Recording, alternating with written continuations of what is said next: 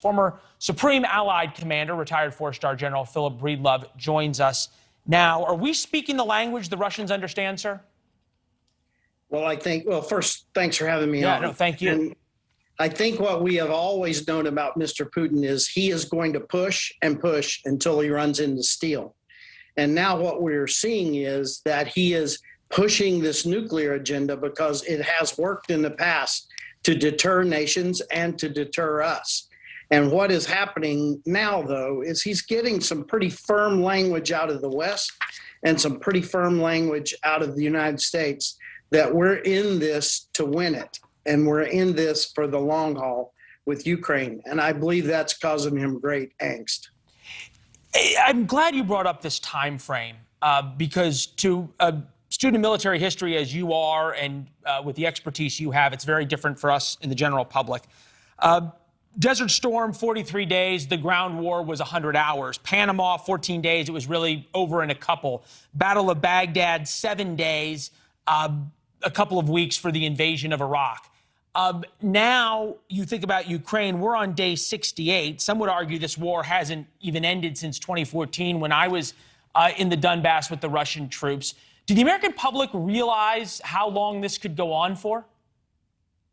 Well, first of all, most of the American public don't realize that it's been going on since 2014. And President Zelenskyy reminded us that when we were over there about 8 days before the war started, that they've been fighting Russia for 8 years. So, you know, this is a war that is going to last sometimes because it's being fought very differently. Those wars you mentioned, we went in with air power from all the services, Air Force, Navy, Army, Marines, and we struck pretty tough blows to the enemy early and took out huge portions of their capability early. And Russia has fought a very different war than we even expected from them. And it's a long war of attrition now. A war of attrition is also a war of math. You heard Kelly Myers reporting in terms of the number of javelins and stingers that we can make, the amount of artillery shells and the like. What runs out quicker, Russia's ability to build new tanks or our ability to build more javelins and stingers to blow them up?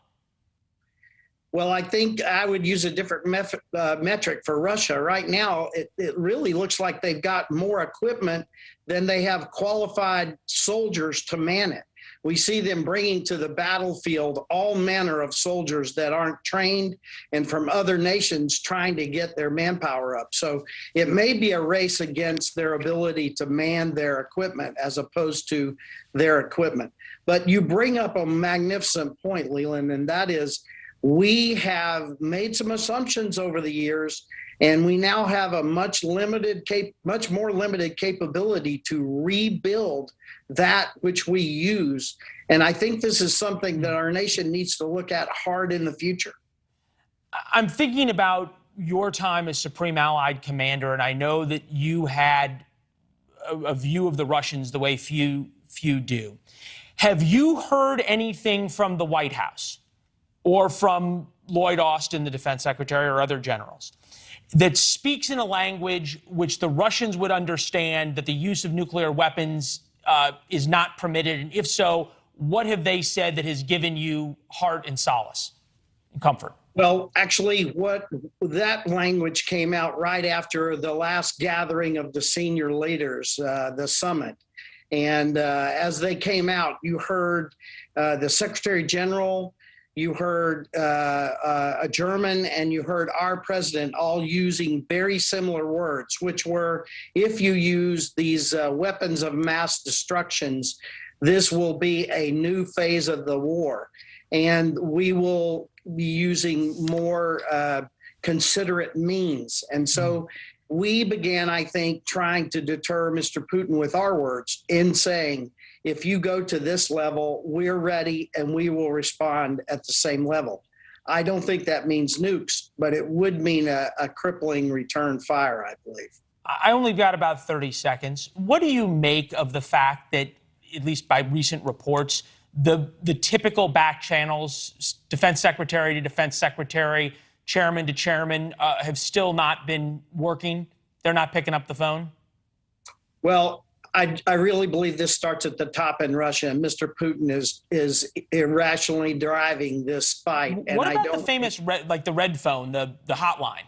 Right, it's there. I'm sure it's there, and we still have the ink air, ink land lines. There are ways to do it, but again, I think the guidance at the top is really Mr. Putin is driving this train.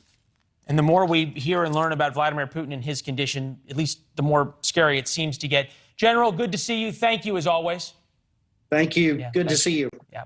Thanks for watching. Click the red subscribe button below so you can get more of NewsNation's fact-driven, unbiased coverage.